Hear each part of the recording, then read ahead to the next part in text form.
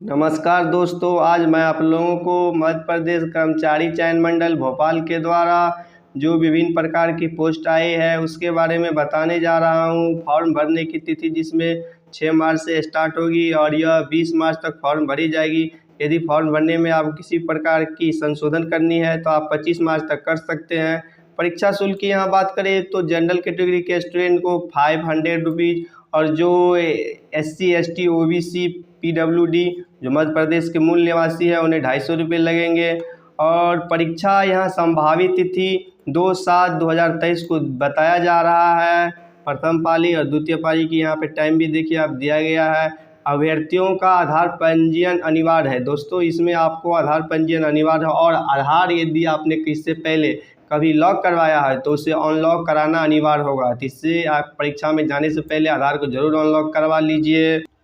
परीक्षा में यदि हम इलेविटी अंक की बात करें यानी अर्धकारी अंक की, तो जो अनारक्षित कैटेगरी के अंतर्गत हैं उन्हें 50% और जो SC ST OBC और PWD है उन्हें 40% मार्क्स लाने होंगे। इसके अतिरिक्त यदि हम देखें तो यहाँ ग्रुप C की पोस्ट है सहायक ग्रेड 3 स्टेनोटाइपिस्ट शीघ्र लेखक, और इसमें आपको समूह 4 की जो पोस्ट है उसमें एक ही प्रश्न पत्र रहेंगे और 100 कुल अंक रहेंगे और इसमें 1 क्वेश्चन 1 मार्क्स कैरी होंगे, जिसमें आपको सामान्य ज्ञान, सामान्य हिंदी, सामान्य अंग्रेजी, गणित, कंप्यूटर और सामान्य अभिरुचि के प्रश्न पूछे जाएंगे।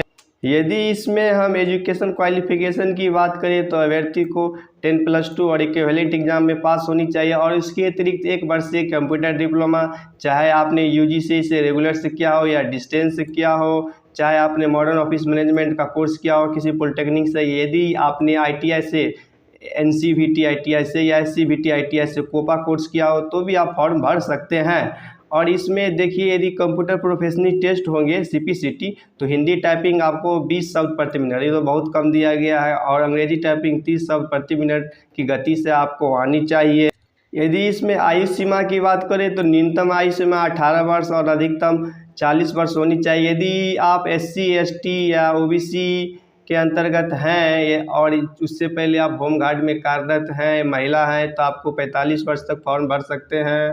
और आयु सीमा की गणना 1 जनवरी 2023 के आधार पे की जाएगी। और एक बात यहाँ पे ध्यान देने योग्य दोस्त है यहाँ पे कि जितनी आप जो पोस्ट कोई भी पोस्ट फॉर्म भर रहे हैं तो उसमें आप इससे पहले फॉर्म भरने से पहले जो MP गवर्नमेंट के रोजगार कार्यालय में है वहाँ पे आपका पंजीयन होना अनिवार्य है। यदि आपने इससे पहले पंजीयन कभी नहीं कराया है तो पहले वहाँ पे आप पंजीयन कराइए तो ही आप यह फॉर्म भर सकते हैं। यदि हम रिजर्वेशन पॉलिसी की बात करें तो अनुसूचित जनजाति यानी जो SC कैटेगरी के अंतर्गत हैं उन्हें 20% और जो अनुसूचित जाति यानी SC हैं उन्हें 16% और जो OBC है उन्हें 27% और EWS को 10% आरक्षण दिया जाएगा। और इससे पहले इसमें जो भी संविदा पे पोस्ट हैं उसमें 20% संविदा कर्मचारियों के द्वारा ही भरे जाएंगे और संविदा पे न्यूनतम आपने 5 साल तक काम किया है तो ही आप संविदा पोस्ट के लिए फॉर्म भर सकते हैं। यदि हम पोस्ट की बात करें दोस्तों तो इसमें टोटल 3047 पोस्ट है, जिसमें सीधी भर्ती के तहत 2206 पोस्ट, सीधी भर्ती जो बैकलॉग हमारा कुछ पोस्ट है उसमें 519, संविदा भर्ती के लिए 219। और दोस्तों यह जो विभिन्न प्रकार की पोस्ट आई है उसके लिए आपको अलग अलग फॉर्म भरने की कोई आवश्यकता नहीं है, आप एक ही फॉर्म भरेंगे। देखिए यहाँ लिखा गया विभिन्न पदों हेतु एक ही आवेदन प्रस्तुत करना अनिवार्य है, वहाँ पे आप अपना विकल्प दे देंगे, पहले यह पोस्ट उसके बाद यह उसके बाद यह, और आप जो भी योग्यता है आपकी वो अंतिम तिथि तक जो फॉर्म भरने की लास्ट डेट है उस तक आपको अवश्य होनी चाहिए। दोस्तों इसमें एक प्रश्न 1 अंक रहेंगे, यदि आप निगेटिव करते हैं तो उसका कोई निगेटिव मार्किंग का यहाँ प्रावधान नहीं है, तो इसीलिए आप एग्जाम में सारे प्रश्नों को सही सही जवाब दे दीजिए, एक भी नहीं छोड़ना है, नहीं भी आ रहा है तो भी हम जवाब देंगे।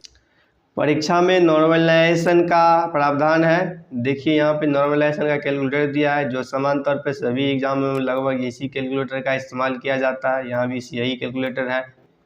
फॉर्म भरने के लिए सिंपली आप www.mponline.gov.in पे जाएंगे, वहाँ सिटीजन सर्विस में एप्लीकेशन पे क्लिक करेंगे। उसके बाद पीवी लिंक में नीचे इंस्ट्रक्शन एग्जामिनेशन रूल्स आएगा, उसके बाद कंटिन्यू का एक ऑप्शन आएगा, कंटिन्यू पे आप ओके करेंगे और आगे रजिस्ट्रेशन करेंगे। आप दो प्रकार से कर सकते हैं, स्वयं के द्वारा भी या एमपी ऑनलाइन की जो है कियोस्क उसके माध्यम से भी आप फॉर्म भर सकते हैं।